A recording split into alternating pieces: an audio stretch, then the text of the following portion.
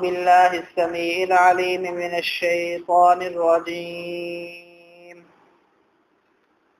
والذين آمنوا واتبعتهم ذريتهم بإيمان ألحقنا بهم ذريتهم وما ألتناهم من عملهم من شيء كل امرئ بما كسب رهين.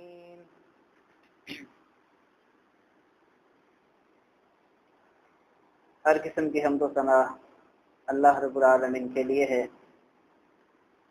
جو ہم سب کا خالق و مالک ہے، جو ہمارا رازق و داتا ہے، جس نے ہمیں پیدا فرمایا ہے اور ہماری ہر ضروریات کا خیال رکھا ہے۔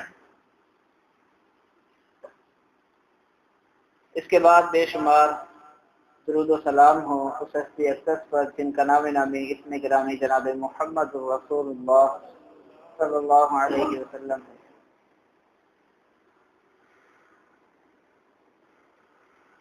محترم سامعین کرام، ہم جس دنیا میں زندگی گزار رہے ہیں، اس دنیا کا ایک اصول ہے کہ کچھ لوگ روزانہ پیدا ہو رہے ہیں اور کچھ روزانہ ہی دنیا سے جا رہے ہیں۔ ہمارا جو دین ہے اسلام، یہ نئے پیدا ہونے والوں کے حقوق بھی بیان کرتا ہے اور جو دنیا سے چلے جائیں ان کے حقوق بھی بیان کرتا ہے۔ جو لوگ اس دنیا میں زندہ ہیں، موجود ہیں، زندگی گزار رہے ہیں، ان کے بارے میں بھی ہمیں تاکید کرتا ہے کہ ان کے حقوق کو ادا کیا جائے۔ انسان کے ساتھ دو طرح کے تعلق، دو طرح کے حقوق جڑے ہوئے ہیں۔ وہ حقوق جن کا تعلق اللہ تعالیٰ کے ساتھ ہے ان کو حقوق اللہ کہا جاتا ہے، اور دوسرے وہ حقوق ہیں جن کا تعلق بندوں کے ساتھ ہے، جنہیں حقوق العباد کہا جاتا ہے۔ یہ دونوں ہی بہت اہم ہیں۔ اللہ تعالیٰ کے حقوق کو ادا کرنا ضروری ہے، بندوں کے حقوق ادا کرنا بھی ضروری ہے۔ بعض لوگوں نے جب تقابل کیا، موازنہ کیا، ان دونوں کو آمنے سامنے لا کھڑا کیا، تو انہوں نے یہ کہہ دیا کہ اگر اللہ کے حقوق نہ بھی ادا کیے جائیں تو خیر ہے، بندوں کے خلاف میں ادا ہونے چاہیے۔ کچھ لوگوں نے کہا نہیں، صرف اللہ کے حقوق ادا کر لو، بندے کے حقوق نہ بھی ادا کرو تو خیر ہے۔ یہ دونوں انتہائیں، اسلام اس کے درمیان ہے۔ اسلام ہمیں یہ سکھاتا ہے کہ اللہ کے حقوق کو بھی آپ نے ادا کرنا ہے، وہ بھی لازمی ہے، چھٹکارا اس میں بھی نہیں، اور جو بندوں کے حقوق ہیں ان کو بھی ادا کرنا ہے، چھٹکارا ان میں بھی نہیں۔ محترم سامعین کرام، جیسا کہ میں نے آپ کی ابتدا میں عرض کیا ہے کہ کچھ لوگ دنیا میں آ رہے ہیں اور کچھ لوگ دنیا سے جا رہے ہیں، تو اسلام ہمیں دونوں کے حقوق ادا کرنے کی تاکید کرتا ہے۔ جو زندہ ہیں ان کے حقوق تو ہم سنتے رہتے ہیں کہ ان سے ہم نے کیسے ڈیلنگ کرنی ہے، کس طرح کے معاملات ہونے چاہیے، والدین کا کیا حق ہے، اولاد کا کیا حق ہے، بہن بھائی کے حقوق کیا ہیں، میاں بیوی کے حقوق کیا ہیں۔ یہ جو زندہ ہیں، آج میں جس عنوان پر بات کرنا چاہتا ہوں وہ یہ ہے کہ جب ہمارا کوئی پیارا، کوئی دوست، کوئی عزیز، کوئی رشتہ دار، ہمارا قریبی جب دنیا سے چلا جاتا ہے تب اس کے ہمارے اوپر کیا حقوق ہوتے ہیں۔ اللہ تعالیٰ قرآن مجید میں ارشاد فرماتے ہیں، جو میں نے شروع میں آیت پڑھی ہے، والذین آمنوا واتبعتهم ذریتهم بإیمان، وہ لوگ جو ایمان لائے اور ان کی اولاد نے بھی ان کی پیروی کی، تو ہم ان کی اولاد کو ان کے ساتھ ملا دیں گے اگرچہ اولاد کے اعمال کچھ کم بھی ہوئے۔ یعنی اسے یہ پتہ چلتا ہے کہ والدین کو اولاد کی ایسی تربیت کرنی چاہیے کہ اولاد ان کے جانے کے بعد دنیا میں اچھے انداز سے زندگی گزارے، تاکہ روز قیامت ان میں جدائی نہ ہو، ایک مقام پر رہیں، ایک جگہ پر رہیں۔ محترم سامعین کرام، جو ہمارے رشتہ دار دنیا سے چلے جاتے ہیں، ہمارے دوست ہیں، ہمارے قریبی ہیں، ملنے والے ہیں، ان کا سب سے پہلا حق جو ہمارے اوپر لاگو ہوتا ہے وہ یہ ہے کہ ہم ان کے اوپر اگر کوئی قرض ہے، کوئی ادھار انہوں نے لیا تھا، اس کو ادا نہیں کر سکے، تو ہماری سب سے پہلی ذمہ داری یہ ہے، پہلا ہمارا فرض یہ ہے، ان کا حق یہ ہے کہ اس قرض کو ادا کر دیا، کیونکہ یہ قرض ایسی چیز ہے جس کے بارے میں نبی کریم صلی اللہ علیہ وسلم نے فرمایا تھا کہ شہید کے اللہ تعالیٰ سارے گناہ معاف کر دیتے ہیں سوائے قرض۔ نفس المؤمن متعلقۃ بدینہ، مومن کی جان لٹکی رہتی ہے اس وقت تک جب تک اس کا قرض ادا نہ کر دیا۔ تو یہ قرض ایسا معاملہ ہے، ایسا حق ہے میت کا، اور زندہ کا یہ فرض ہے کہ اس کو سب سے پہلے یہ کام کرنا چاہیے۔ ہمارے ہاں جب کوئی دنیا سے چلا جاتا ہے تو رشتہ دار، اس کے جو ورثاء ہیں، سب سے پہلے یہ اندازہ لگانے کی کوشش کر رہے ہوتے ہیں کہ ہمارے حصے میں کتنا آئے گا، جائیداد کو تقسیم کر کے مجھے کیا ملے گا۔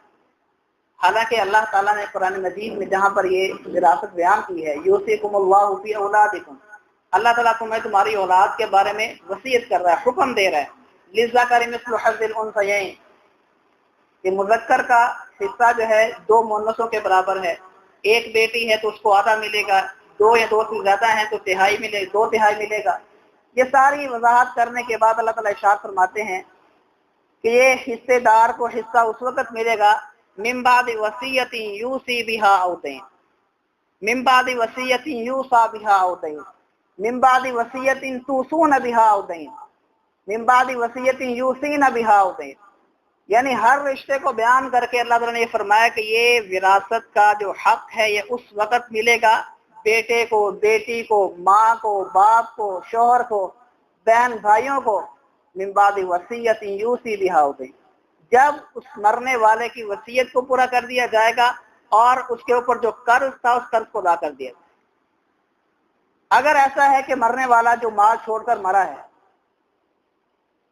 وہ اتنا ہے کہ جتنا اس نے قرض لیا تھا، تو اب وہ سارے کا سارا پیسہ اس قرض میں ادا کر دیا جائے گا، ورثاء کو کچھ نہیں ملے گا، کیونکہ اللہ فرماتا ہے من بعد وصیت توصون بہا او دین، یہ قرض کو ادا کرنے کے بعد پھر ورثاء کو ملے گا، اور اگر اس کے لیے کچھ باقی بچا نہیں تو ورثاء کو کچھ نہیں ملے گا، وہ محروم ہو جائے گا۔ تو یہ اس قدر اہمیت کا حامل ہے، نبی کریم صلی اللہ علیہ وسلم نے اس بات کو بھی واضح طور پر بیان کیا ہے۔ اور جیسے میں نے عرض کیا کہ حقوق 2 طرح کے ہوتے ہیں، بندوں کے بھی ہوتے ہیں اور اللہ تعالیٰ کا بھی ہوتے ہیں، تو بعض اوقات یہ قرض بھی 2 طرح کا ہوتا ہے، بندوں کا بھی ہو سکتا ہے، اللہ کا بھی ہو سکتا ہے۔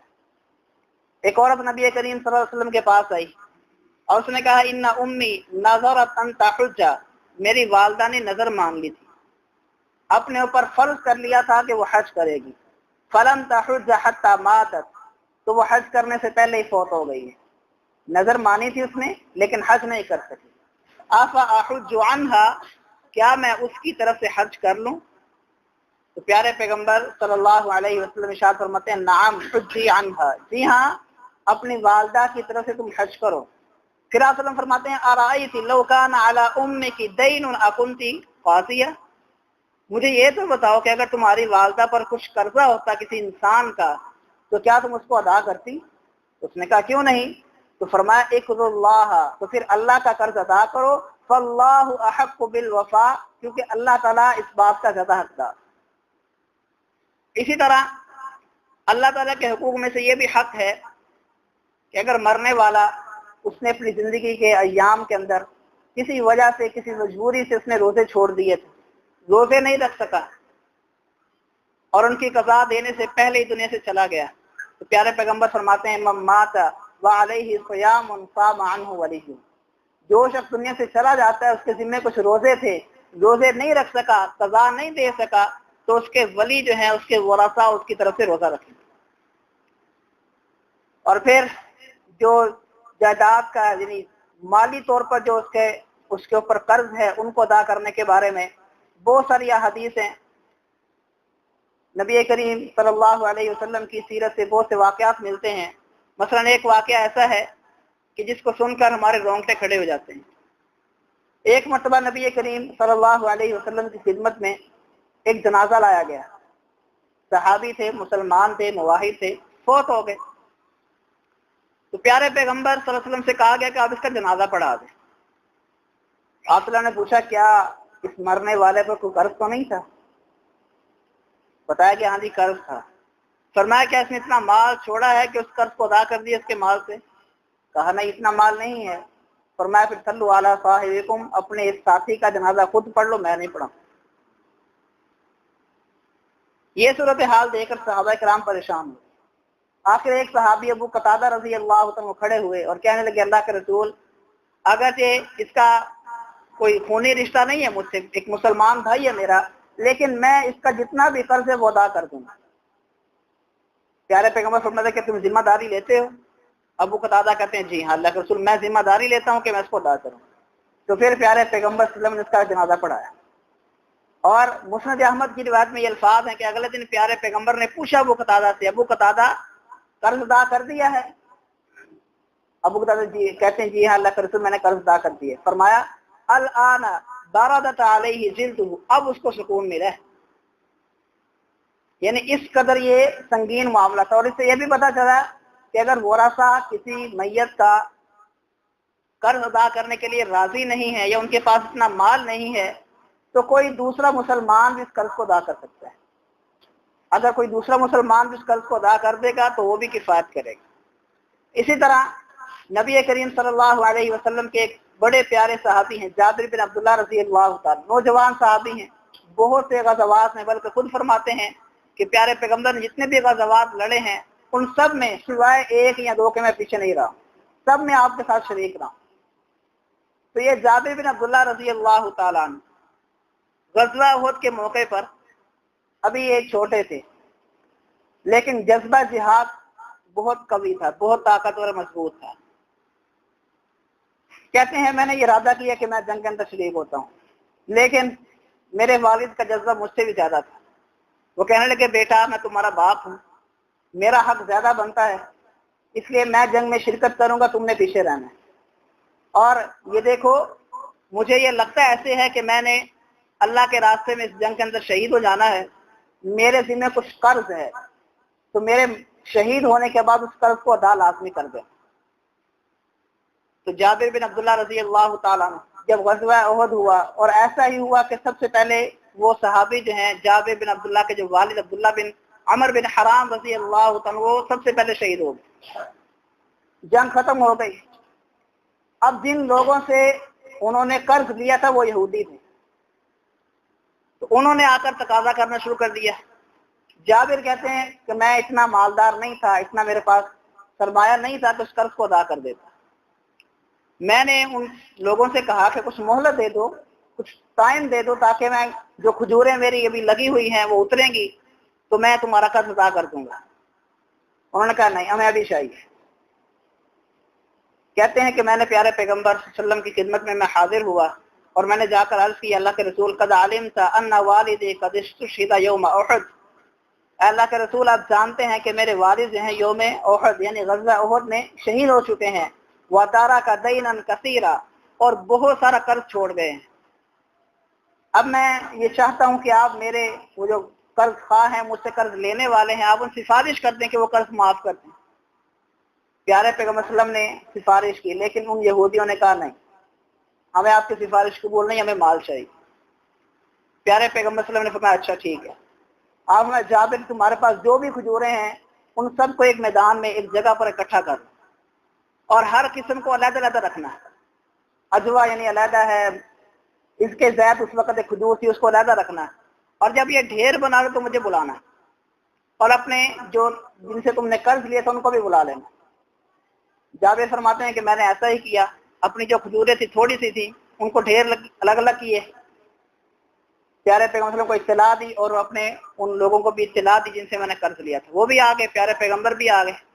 آپ صلی اللہ علیہ وسلم گھومے، چکر لگایا، آپ نے دیکھا اور آخر ایک ڈھیر کے اوپر بیٹھ گئے. فرمایا کہ بلاؤ، ایک ایک کر کے بلاؤ. اب ایک بندہ آیا، اس سے پوچھا کتنا لینا، جس نے بتایا آپ صلی اللہ علیہ وسلم نے اس کو اس ڈھیر میں سے بھر کے دیا اور کہا لے جاؤ. اگلے کو بلایا، اس کو بھی لے دیا، اس کو بلایا، حتیٰ کہ جابر فرماتے ہیں کہ سارے کے سارے بندے جو ہیں وہ اپنا قرض جتنا ان لینا تھا وہ لے لیا. اور میں نے دیکھا کہ پیارے پیغمبر صلی اللہ علیہ وسلم جس ڈھیر پر بیٹھے ہیں وہ ڈھیر ویسے کا ویسا ہی، ایک کھجور بھی کم نہیں ہے. تو یہ یعنی نبی کریم صلی اللہ علیہ وسلم نے اس بات کو واضح کیا ہے کہ اگر کوئی قرض لینے والا ہے اس کو قرض دینا ہے، اور جو شہید ہے اس کا قرض ادا کرنا ہے. یعنی جو مرنے والا اس کا قرض لازماً ادا کرنا ہے۔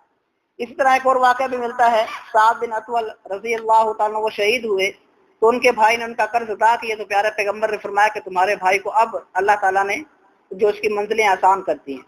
تو بہرحال ان واقعات کو بیان کرنے کا مقصد یہ ہے کہ مرنے والے کا پہلا حق یہ ہے کہ اس کا قرض جتنا بھی ہے اس کو پہلے ادا کیا جائے۔ دوسرا حق یہ ہے کہ اگر اس نے کوئی وصیت کی ہے، کچھ کسی کے حق میں لکھ گیا ہے، تو اس کو ضرور پورا کیا جائے، کیونکہ اللہ تعالیٰ کا جو فرمان میں نے آپ کے سامنے پیش کیا ہے، من بعد وصیت توصون بها اوصین، کہ اگر مرنے والے نے کوئی وصیت کی ہے تو اس وصیت پر عمل کرنا چاہیے۔ پیارے پیغمبر صلی اللہ علیہ وسلم ارشاد فرماتے ہیں، ما حق امرئ مسلم له شیء یوصی فیہ یبیت لیلتین الا وصیتہ مکتوبۃ عنده، کہ اگر کوئی شخص اس کے پاس ایسی چیز ہے جس کی وہ وصیت کرنا چاہتا ہے تو اس کو چاہیے کہ وہ وصیت لکھ لے، وصیت لکھے بغیر نہ رہے، لکھ لے اور بتا دے کہ میں نے فلاں کو، یعنی میں یہ وصیت کرنا چاہتا ہوں، اس کو اتنا دینا ہے، اس کو اتنا دینا ہے، تو اس کے ورثاء کو یہ چاہیے کہ اس کے جانے کے بعد اس وصیت کو پورا کرے۔ لیکن وصیت کے بارے میں 2 شرائط ہیں۔ پہلی شرط یہ ہے کہ مرنے والا اپنے پورے مال کی وصیت نہیں کر سکتا ہے۔ سعد بن ابی وقاص رضی اللہ تعالیٰ عنہ بیان کرتے ہیں کہ غزوہ فتح مکہ کے موقع پر 8 ہجری میں جب ہم مکہ کو فتح کرنے کے لیے مکہ پہنچے تھے تو وہاں پر جا کر میں بیمار ہو گیا، اور اتنا بیمار ہوا کہ زندہ بچنے کی امید باقی نہیں رہی۔ پیارے پیغمبر صلی اللہ علیہ وسلم تک اطلاع پہنچی، آپ صلی اللہ علیہ وسلم میری تیمارداری کے لیے آئے۔ میں نے آپ کو بتایا کہ اس طرح میرا تو حال یہ ہے کہ لگتا ہے ایسے کہ میں زندہ باقی نہیں رہوں گا، میرے پاس مال بہت زیادہ ہے اور ورثاء میں صرف ایک بیٹی ہے، اس لیے میں یہ چاہتا ہوں کہ اپنا سارا مال اللہ کے راستے میں دے دوں۔ پیارے پیغمبر صلی اللہ علیہ وسلم فرماتے ہیں کہ نہیں، ایسا نہ کرو، سارا مال اللہ کے راستے میں نہ دو۔ تو کہنے لگے اچھا اللہ کے ایسا کرتا ہوں، پھر 2/3 دے دیتا ہوں۔ فرمایا نہیں۔ چلو آدھا دے دیتا ہوں۔ فرمایا نہیں۔ تو انہوں نے کہا اچھا اللہ کے رسول میں 1/3 یعنی 100 میں سے 33 1/3 دینا چاہتا ہوں۔ تو آپ میں ٹھیک ہے، فالثلث والثلث کثیر، لیکن یاد رکھنا یہ تہائی بھی زیادہ ہے، اس سے بھی اگر کام کر لو تو پھر ٹھیک ہے۔ انک ان تدع ورثتک اغنیاء خیر من ان تدعهم عالة یتکففون الناس فی ایدیہم، تم اپنے ورثاء کو مالدار چھوڑ کر مرو، یہ بہتر ہے اس سے کہ تم انہیں فقیر کر کے چھوڑو، کہ تمہارے جانے کے بعد وہ لوگوں سے مانگتے پھر۔ یعنی والد مالدار تھا، سارا کے سارا وہ وصیت کر گیا، وہ دے گیا، وقف کر گیا، اور جو رشتہ دار ہیں، جو والی ہیں، اس وارث ہیں، وہ لوگوں سے مانگتے پھر۔ ایسا نہیں ہونا چاہیے۔ تو وصیت کرتے ہوئے پہلی شرط تو یہ ہے کہ 1/3 مال تک وصیت کی جا سکتی ہے، اس سے زیادہ نہیں کی جا سکتی۔ اور دوسری بات یہ ہے کہ وصیت کسی وارث کے حق میں نہیں کی جا سکتی، وہ وارث جس کا شریعت نے حق مقرر کر دیا ہے، بیٹا بیٹی، ماں باپ، شوہر بیوی، ان کا حصہ مقرر ہے، ان کے حق میں آپ وصیت نہیں کر سکتے۔ پوتا ہے، بیٹے کی موجودگی میں پوتا وارث نہیں بنتا ہے، تو اگر آپ اس کے حق میں وصیت کرنا چاہتے ہیں تو کر سکتے ہیں، نواسے کے لیے کرنا چاہتے ہیں تو کر سکتے ہیں، کسی اور ہمسائے کے لیے، کسی اور یعنی غریب کے لیے اگر آپ وصیت کرنا چاہتے ہیں تو کر سکتے ہیں، لیکن جو وارث ہے اس کے لیے وصیت کرنا جائز نہیں ہے۔ پیارے پیغمبر ارشاد فرماتے ہیں ان اللہ قاسم لکل وارث نصیبہ من المیراث، اللہ تعالیٰ نے ہر وارث کا حصہ وراثت میں خود بیان کر دیا ہے۔ سورہ النساء آیت نمبر 11-12 اور آیت نمبر 176، یہ 3 آیات میں اللہ تعالیٰ نے وراثت پوری بیان کر دی ہے، کس کو کتنا حصہ ملنا ہے یہ لکھ دیا ہے۔ تو اللہ تعالیٰ نے ہر کسی کو اس کا حصہ دے دیا ہے۔ فلا تجوز لوارث وصیۃ، لہذا کسی وارث کے لیے وصیت کرنا جائز نہیں۔ اگر کسی مرنے والے نے وصیت کر دی، 1/3 سے زیادہ کر دی، یا کسی وارث کے حق میں کر دی، تو کیا اب اس وصیت کو نافذ کیا جائے گا؟ نہیں۔ اللہ تعالیٰ ارشاد فرماتے ہیں کہ اگر مرنے والے نے کسی قسم کے جانبداری کا مظاہرہ کیا ہے، فمن خاف من موص جانفا او اثما فاصلح بینہم فلا اثم علیہ، کہ اگر مرنے والے نے کسی گناہ کا ارتکاب کیا ہے، شریعت کی حدود کو پھلانگا ہے، یہاں پر شریعت نے روکا تھا، اس نے اس کام کا ارتکاب کر لیا ہے یا جانبداری کا مظاہرہ کیا ہے، تو پھر آپ اس وصیت کو تبدیل کر سکتے ہیں، اس میں کوئی حرج کی بات نہیں ہے۔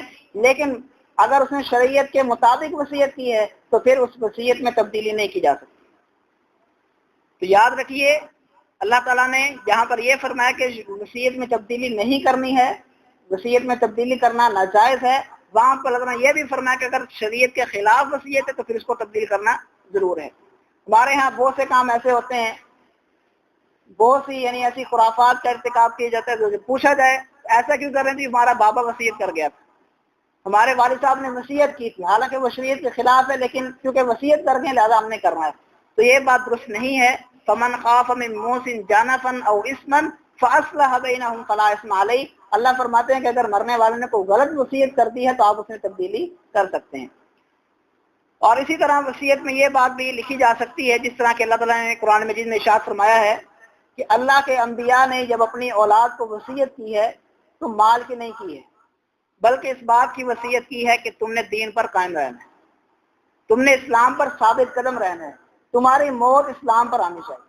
وَوَصَّى بِهَا إِبْرَاهِيمُ بَنِيهِ وَيَعْقُوبُ، اللہ فرماتے ہیں کہ ابراہیم علیہ السلام نے بھی اور یعقوب علیہ السلام نے بھی اپنی اولاد کو اسی بات کی وصیت کی۔ کیا کہا تھا؟ یا بنی ان اللہ اصطفى لكم الدین فلا تموتن الا وانتم مسلمون، بیٹا اسلام کے علاوہ کسی اور دین پر نہ مرو۔ اسلام شروع سے چلتا آ رہا ہے، ابراہیم علیہ السلام کا دین بھی اسلام ہی تھا، یعقوب علیہ السلام کا دین بھی اسلام ہی تھا، تو اے بیٹا اسلام کے علاوہ کسی اور دین پر نہ مرنا۔ تو ہم بھی یعنی اگر وصیت کرنا چاہتے ہیں تو اس بات کو سر فہرست رکھنا چاہیے کہ میرے خاندان میں میرے مرنے کے بعد کوئی بدعت جاری نہ کی جائے، کوئی غلط کام نہ کیا جائے، کوئی شریعت کے خلاف کام نہ کیا جائے، یعنی اس طرح کی وصیت کی جائے اولاد کو کہ تم نے نیک کام کرنے ہیں، بھلائی والے کام کرنے ہیں، فلاں جو اچھا کام ہے وہ تم نے کرنا ہے، اس طرح کی وصیت کرنا یہ اللہ تعالیٰ نے بیان کیا کہ یعنی نیک اللہ کے بزرگوں کا، اللہ تعالیٰ کے ولیوں کا، اللہ تعالیٰ کے انبیاء کا طریقہ کار رہا ہے۔ اور یہی جابر بن عبداللہ رضی اللہ تعالیٰ عنہ، جن کا میں اوپر تذکرہ کر چکا ہوں، جنہوں نے اپنے والد کا قرضہ ادا کیا تھا، ان کے والد نے ان کو ایک وصیت بھی کی تھی کہ بیٹا میں ہو سکتا ہے کہ اس جنگ کے اندر شہید ہو جاؤں، تم جانتے تمہاری والدہ بھی نہیں ہے اور یہ چھوٹی چھوٹی تمہاری 6 بہنیں ہیں، تو میرے جانے کے بعد ان کا خیال رکھنا۔ تو جابر بن عبداللہ رضی اللہ تعالیٰ نے کس طرح خیال رکھا ہے کہ ایک موقع پر پیارے پیغمبر صلی اللہ علیہ وسلم ایک غزوے سے واپس آ رہے تھے، جابر بھی آپ کے ساتھ موجود ہیں، تو اپنے اونٹ کو، اپنی سواری کو تھوڑا تیز دوڑا رہے ہیں، تو پیارے پیغمبر فرماتے ہیں لگتا ہے تم نے شادی کر لی ہے؟ تو کہتے ہیں اللہ کو جی ہاں میں نے شادی کر لی، یعنی اس قدر سادگی سے شادی کی کہ پیارے پیغمبر کو بھی اطلاع نہیں دی۔ آپ نے پھر پوچھا کہ کیا تم نے کنواری سے شادی کی ہے کہ بیوہ سے یا طلاق یافتہ سے؟ دونوں نے کہا جی طلاق یافتہ سے یا بیوہ سے، یعنی جس کی پہلے شادی ہو چکی تھی۔ تو پیارے پیغمبر پوچھتے ہیں کہ تم نے کنواری سے شادی کیوں نہیں کی؟ کہنے لگے اللہ کا اصول تو یہی ہے کہ کنوارا کنواری سے شادی کرتا ہے، میں بھی نوجوان ہوں، میرا بھی یہی تھا، دل تھا، لیکن میرے والد نے وصیت کی تھی کہ میں نے اپنی بہنوں کا خیال رکھنا ہے، اور وہ بھی چھوٹی چھوٹی ہیں، اگر میں کسی کنواری سے شادی کرتا وہ بھی چھوٹی بھی ہونی تھی تو وہ میری بہنوں کا خیال نہ رکھ سکتی، اس لیے میں نے اپنی بہنوں کی خاطر ایک ایسی عورت سے شادی کر لی جو پہلے سے شادی شدہ تھی، یعنی اس کا خاوند فوت ہو چکا تھا یا اس کو طلاق ہو گئی۔ یعنی اس انداز سے جابر بن عبداللہ رضی اللہ تعالیٰ نے اپنے جذبات کی قربانی دی اپنے والد کو وصیت کو پورا کرنے کے۔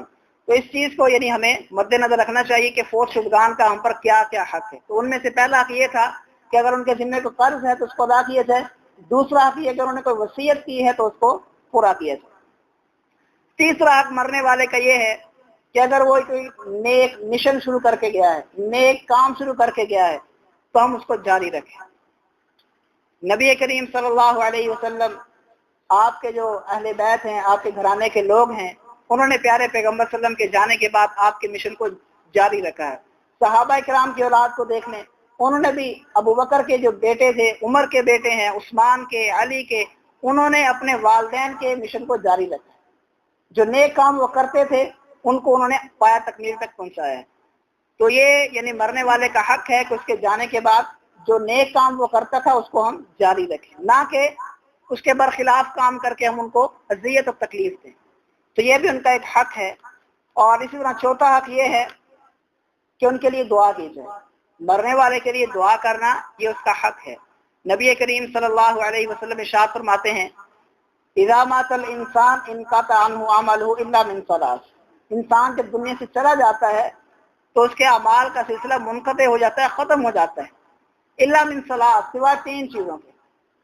من صدقۃ جاریہ، کوئی ایسا نیکی کا کام، ایسا صدقہ جاریہ جو خود اپنی زندگی میں وہ کر گیا تھا، او علم ينتفع به، یا کوئی ایسی نیکی کی بات، علم کی بات جو وہ پھیلا گیا تھا، لکھ کر، زبانی بیان کر کے، یہ جس طرح بھی اس نے علم کو عام کیا تھا۔ اور تیسری بات یہ ہے من ولد صالح يدعو له، کہ اس کی نیک اولاد جو اس کے مرنے کے بعد اس کے لیے دعا کرے۔ تو اولاد کا اپنے والدین کے لیے ان کے جانے کے بعد دعا کرنا یہ ان کو ضرور فائدہ دیتا ہے۔ پیارے پیغمبر صلی اللہ علیہ وسلم نے اس بات کو واضح بیان کیا۔ اس طرح ابن ماجہ کے اندر ایک روایت ہے، ان الرجل لترفع درجته فی الجنہ، ایک بندہ جنت میں چلا گیا اور اس کے درجات کو اللہ تعالیٰ اچانک بڑھا دیتے ہیں، تو وہ کہتا ہے انا ھذا، کہ میں جو اعمال کر کے آیا تھا اس کے مطابق تو مجھے صلہ مل گیا، اب یہ درجات بلند کیوں ہو رہے ہیں؟ تو پیارے اللہ تعالیٰ ارشاد فرمائیں گے باستغفار والدیک لک، تیری اولاد نے تیرے لیے دعا کی ہے، استغفار کیا ہے، اس وجہ سے تیرے درجات کو میں نے بڑھا دیا۔ تو یعنی اولاد کو بھی چاہیے، اولاد کے علاوہ جو دیگر مسلمان ہیں ان کو بھی چاہیے کہ مرنے والے کے حق میں خصوصاً دعا کریں، اور دعا میں سے جو سب سے زیادہ یعنی ایک ضروری چیز ہے کہ اس کے جنازے کے اندر شرکت کی جائے اور جنازے میں شریک ہو کر اس مرنے والے کے لیے دعا کی جائے۔ ہم لوگ جنازے میں شریک ہوتے ہیں منہ دکھانے کے لیے، ورثاء کو بتانے کے لیے کہ ہم بھی حاضر تھے، حالانکہ پیارے پیغمبر صلی اللہ علیہ وسلم ارشاد فرماتے ہیں اذا صلیتم علی المیت فاخلصوا له الدعاء، جب جنازہ پڑھو تو خلوص دل سے اس کے لیے دعا کرو۔ جنازے کی دعائیں یاد کرنا، ان کو پڑھنا جنازے کے اندر، یہ میت کا، اس جانے والے کا، ہمارے پیارے کا ہم پر حق ہے، تو دعا کرنا۔ اسی طرح پیارے پیغمبر صلی اللہ علیہ وسلم کے پاس ایک شخص آیا، اس نے کہا اللہ کے رسول میرے والدین دنیا سے جا چکے ہیں، کیا ان کے جانے کے بعد بھی کوئی ایسا کام ہے کہ اگر میں وہ کروں تو میرے والدین کو اس کا کوئی فائدہ پہنچے؟ تو آپ نے فرمایا جی ہاں، الصلاۃ علیہما، ان کے لیے دعا کرو، اور اسی طرح ان کے لیے استغفار کرو۔ اسی طرح اگر ان نے کسی سے کوئی وعدہ کیا تھا پورا نہیں کر سکے اس وعدے کو پورا کر دو، اور اسی طرح جو تمہارے والدین کے دوست ہیں، ملنے والے ہیں، رشتہ دار ہیں، ان کے ساتھ اچھا سلوک کرو، اور اسی طرح جو ان کے ساتھ رشتہ دار تھے یعنی تعلق تھا جن کے ساتھ، ان کے ساتھ تم اگر صلہ رحمی کرو گے، اچھا سلوک کرو گے، حسن سلوک سے پیش آؤ گے، تو اس کا بھی تمہارے والدین کو یعنی ثواب ملے گا اور تمہیں اس کا یعنی اجر و ثواب ملے گا۔ تو اسی طرح یہ بھی حق ہے کہ اگر ہم یعنی مسجد میں ہیں، ہم گھر کے اندر ہیں، جہاں بھی ہیں ہم ان کے لیے دعا کریں، اور اس کے ساتھ ساتھ اگر ہم ان کی قبر پر جا کر ان کے لیے دعا کریں تو یہ بھی بہت اچھی بات ہے۔ قبر پر جا کر مردے کے لیے دعا کرنا یہ ناجائز نہیں ہے، جائز ہے۔ وہاں پر قرآن خوانی کرنا، قرآن پڑھنا، یہ یعنی پیارے پیغمبر صلی اللہ علیہ وسلم سے ثابت نہیں ہے۔ آپ نے فرمایا کہ اپنے گھروں کو قبرستان نہ بناؤ کہ یہاں پر قرآن نہ پڑھا جائے، تو اس کا مطلب یہ ہے کہ قرآن قبرستان میں نہیں پڑھا جائے گا، ہاں دعا کی جا سکتی ہے، اور قبرستان میں جانا یہ جائز ہے۔ پیارے پیغمبر صلی اللہ علیہ وسلم نے ابتدا میں مسلمانوں کو اس بات سے منع کر دیا تھا، آپ نے سنا کہ کوئی شخص قبرستان نہ جائے، لیکن بعد میں آپ نے اجازت دے دی اور فرمایا کنت نہیتکم عن زیارت القبور، پہلے میں تمہیں قبرستان کی زیارت کرنے سے منع کرتا تھا، تم جا سکتے ہو۔ فإنها تذکر الآخرہ، کیونکہ وہاں پر جا کر قبروں کو دیکھ کر، ان کچی قبروں کو مٹی والی دیکھ کر انسان کو آخرت یاد آتی ہے، تو وہاں پر جانا یہ جائز ہے۔ جس طرح مردوں کے لیے جائز ہے اس طرح خواتین کے لیے جانا بھی جائز ہے۔ ہمارے ہاں بعض لوگ یہ سمجھتے ہیں کہ شاید خواتین قبرستان نہیں جا سکتی ہیں، تو خواتین قبرستان جا سکتی ہیں لیکن کثرت کے ساتھ نہیں۔ پیارے پیغمبر نے لعنت فرمائی ہے ایسی عورتوں پر جو بار بار قبرستان جاتی، کبھی کبھار چلی جائیں تو یہ جائز ہے۔ دلیل کیا ہے؟ ایک مرتبہ سید عائشہ صدیقہ رضی اللہ تعالیٰ عنہ نے پیارے پیغمبر علیہ السلام پوچھا کہ اللہ کے رسول اگر میں قبرستان جاؤں تو کیا دعا پڑھوں؟ تو آپ نے کہ تم یہ دعا پڑھا کرو، السلام علی اہل الدیار من المؤمنین والمسلمین ویرحم اللہ المستقدمین منا والمستاخرین وانا انشاء اللہ بکم للاحقون، کہ اے اس گھر میں رہنے والوں تم پر اللہ کی طرف سے سلامتی نازل ہو، جو بھی مومن ہے، جو بھی مسلم ہے، اور اللہ تعالی ہم میں سے جو پہلے جا چکے ہیں ان پر بھی رحم کرے، جو بعد میں آنے والے ہیں ان پر بھی رحم کرے، اور انشاءاللہ اللہ نے چاہا تو ہم نے بھی یہیں پر آنا ہے۔ یعنی یہ کنسپٹ پیارے پیغمبر مسلم نے دیا ہے، یہ دعا سکھائی ہے سید عائشہ صدیقہ رضی اللہ تعالیٰ عنہ کو۔ اگر ان کا جانا ممنوع ہوتا تو پیارے پیغمبر کبھی دعا نہ سکھاتے۔ تو اسے یہ پتہ چلا کہ جا سکتی ہیں لیکن کثرت کے ساتھ نہیں، بار بار نہیں، روزانہ یعنی ہفتے میں، مہینے میں بار بار نہ جائیں، کبھی کبھار چلی جائیں تو یہ جائز ہے۔ تو وہاں پر جا کر ان کے لیے دعا کرنا یہ بہت یعنی اچھی بات ہے. پیارے پیغمبر صلی اللہ علیہ وسلم کے بارے میں آتا ہے، سیدہ عائشہ صدیقہ رضی اللہ تعالیٰ عنہ بیان کرتی ہیں کہ پیارے پیغمبر صلی اللہ علیہ وسلم جس رات میرے گھر میں ہوتے تھے تو رات کے آخری حصے میں نے دیکھا کہ پیارے پیغمبر اٹھتے ہیں اور گھر سے باہر چلے جاتے ہیں، اور باہر جا کر کیا کرتے ہیں، آپ صلی اللہ علیہ وسلم بقیع کے اندر چلے جاتے ہیں. بقیع الغرقد یا مقبرۃ البقیع، جس کو عام طور پر جنت البقیع کہتے ہیں. یہ جنت البقیع کہنا میرے خیال سے درست نہیں ہے، کیونکہ احادیث میں کہیں پر بھی اس کو جنت البقیع نہیں قرار دیا گیا. بقیع الغرقد کہا گیا، مقبرۃ البقیع کہا گیا. تو بہرحال پیارے پیغمبر صلی اللہ علیہ وسلم وہاں پر جاتے اور ان لوگوں کے لیے دعا کرتے، ہاتھ اٹھا کر دعا کرتے. تو قبرستان میں جا کر ہاتھ اٹھا کر دعا کرنا مردوں کے لیے یہ بہت اچھی بات ہے. ان کے لیے دعا کرنی چاہیے، ان سے دعا نہیں کرنی چاہیے. ہمارے یہاں بعض لوگ جاتے ہیں تو ان سے دعا کرنا شروع کر دیتے ہیں. ان سے دعا نہیں کرنی، ان کے لیے دعا کرنی ہے کہ اللہ ان میں سے جو نیک تھے ان کے درجات کو بلند فرما دے، جو گناہ گار تھے ان کے گناہوں کو اللہ تعالیٰ معاف فرما دے. ہم نے بھی یہیں پر آنا ہے کہ اللہ اگر ہم ان کے لیے دعا کر رہے ہیں تو ایسے لوگ بھی پیدا کر دیں جو ہمارے لیے دعا کریں. تو اللہ تعالیٰ ہمیں سمجھنے کی اور عمل کرنے کی توفیق عطا فرمائے. وآخر دعوانا الحمدللہ رب العالمین.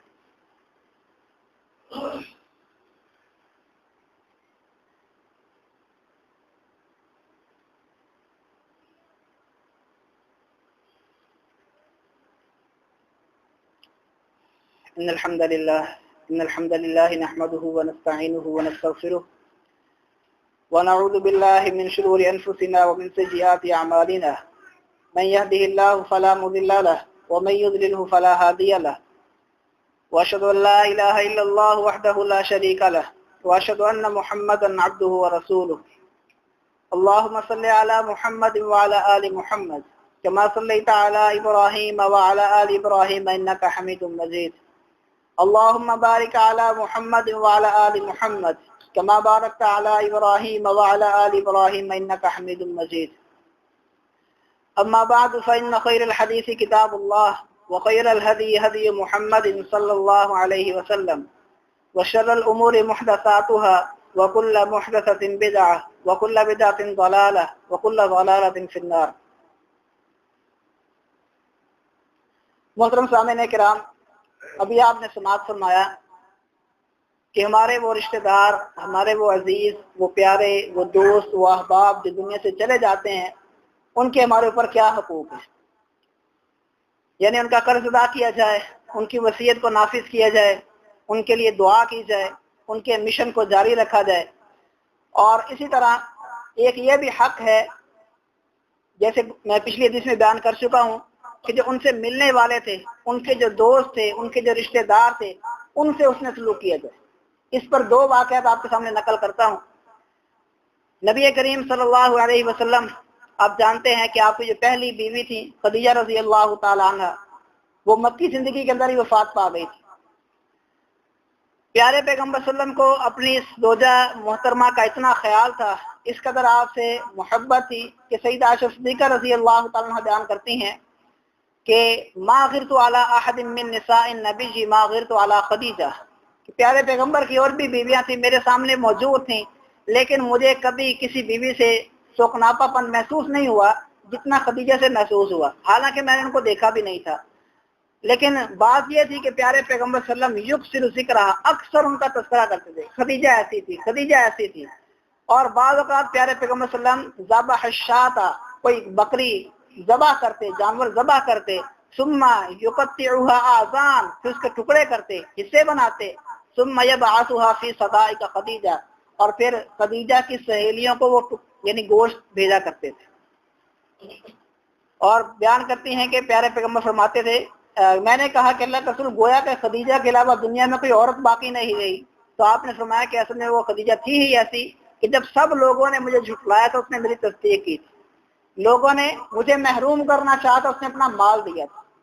تو خدیجہ تھی، اس لیے میں اس کو یاد کرتا ہوں، اور اس کے ساتھ اس کی جو سہیلیاں ہیں یہ حسن سلوک کرنے کی کوشش کرتا ہوں تاکہ جو تعلق ہے وہ برقرار رہے. دوسرا واقعہ جو صحیح مسلم کے اندر موجود ہے، عبداللہ بن عمر رضی اللہ تعالیٰ عنہ، بڑے مشہور صحابی ہیں. ایک مرتبہ مکہ میں جا رہے تھے، ایک گدھے پر سوار ہیں اور سر پر بڑی قیمتی پگڑی باندھی ہوئی ہے. کچھ ساتھی، کچھ شاگرد بھی ساتھ چل رہے ہیں. وہ ساتھی بیان کرتے ہیں کہ ہم نے دیکھا کہ عبداللہ بن عمر رضی اللہ تعالیٰ عنہما گدھے پر سوار ہیں، پگڑی پہنی ہوئی ہے، کہ اچانک قریب سے ایک دیہاتی گنوار بدو ایک شخص گزرا۔ تو عبداللہ بن عمر رضی اللہ تعالیٰ نے کیا کیا، اپنے گدھے کو کھڑا کر لیا، میں نے اس شخص کو سلام کیا اور کہا کہ آپ پیدل جا رہے ہیں، اس پر سوار ہو جائیں۔ یعنی وہ گدھا جس پر خود سوار تھے اس سے خود نیچے اتر گئے اور اس شخص کو اس پر سوار کر دیا۔ پھر نہ صرف سوار کیا بلکہ اپنے سر سے جو پگڑی تھی، قیمتی پگڑی تھی، وہ بھی اتاری اور اس کو پہنا دی اور کہا آپ تشریف لیتے ہیں۔ وہ چلا گیا۔ ساتھیوں نے کہا کہ عبداللہ آپ نے یہ کیا کیا، یہ ایک عام بدو تھا، عام دیہاتی تھا، اس سے اتنا اچھا سلوک آپ نے کیوں کیا؟ تو عبداللہ بن عمر فرمانے لگے بات یہ ہے، ان ابا ھذا وکان ودا لعمر بن الخطاب، کہ یہ شخص جو ہے اس کا جو والد تھا وہ میرے والد عمر بن خطاب کا ساتھی تھا، دوست تھا، پیارا تھا۔ تو میں نے اپنے والد کے یعنی اس پیار کی وجہ سے اس شخص سے یہ اکرام کا اظہار کیا ہے کہ اپنا گدھا بھی اس کو دے دی، اپنی سواری بھی اس کو دے دی اور اپنی قیمتی پگڑی بھی اس کو دے دی، کیونکہ میں نے پیارے پیغمبر صلی اللہ علیہ وسلم سے سنا تھا، آپ نے فرمایا ان ابر البر صلۃ الوالد اہل ود یدہ، کہ انسان کا اپنے والدین کے ساتھ حسن سلوک، ان میں سے ایک چیز یہ بھی ہے کہ ان کے جانے کے بعد انسان ان کے جو تعلق دار ہیں، ان کے جو دوست ہیں، ملنے والے ہیں، ان سے بھی اچھا سلوک کرے۔ تو یہ چیز یعنی گزرنے والوں کا، مرنے والوں کا یہ ہم پر حق ہے کہ ان کے جو ملنے والے تھے، ان کے جو پیارے تھے، ان کے ساتھ بھی اس نسلوک سے پیش آیا جائے۔ آخری حق جو احادیث سے میں ملتا ہے وہ یہ ہے کہ مرنے والے کی طرف سے کچھ صدقہ کر دیا جائے کبھی کبھار، جیسے آپ کو سہولت ہو، استطاعت ہو تو یہ چیز جائز ہے۔ نبی کریم صلی اللہ علیہ وسلم سے ایک صحابی نے پوچھا تھا، سعد بن عبادہ رضی اللہ تعالیٰ عنہ نے، کہ اللہ کے رسول میری والدہ وفات پا گئی ہیں اور کچھ وصیت نہیں کی، انہوں نے صدقہ نہیں کیا، تو کیا اگر میں ان کی طرف سے صدقہ کروں، انہوں نے وصیت نہیں کی ہے لیکن میں اگر اپنی طرف سے ان کے لیے صدقہ کر دوں تو کیا ان کو فائدہ ہوگا؟ تو پیارے پیغمبر فرماتے ہیں جی ہاں فائدہ ہوگا۔ اسی طرح ابو ہریرہ رضی اللہ تعالیٰ بیان کرتے ہیں کہ ایک شخص نے پیارے پیغمبر سے پوچھا اللہ کے رسول کیا اگر اپنے والد کی طرف سے میں کچھ صدقہ کروں تو ان کو فائدہ ہوگا؟ تو آپ نے جی ہاں فائدہ ہوگا۔ تو صدقہ کرنا یہ جائز ہے، یعنی جس طرح مرنے والا اگر اپنی زندگی میں صدقہ جاریہ کر گیا تھا تو اس کو فائدہ ہوگا، اسی طرح اب اس کے جو رشتہ دار ہیں، اس کے جو ملنے والے ہیں، دوست ہیں، اگر وہ اس کے صدقہ کریں گے تو اس کا بھی اس کو فائدہ ہوگا۔ اللہ تعالیٰ ہمیں سمجھنے کی اور عمل کرنے کی توفیق عطا فرمائے۔ وآخر دعوانا الحمدللہ رب العالمین۔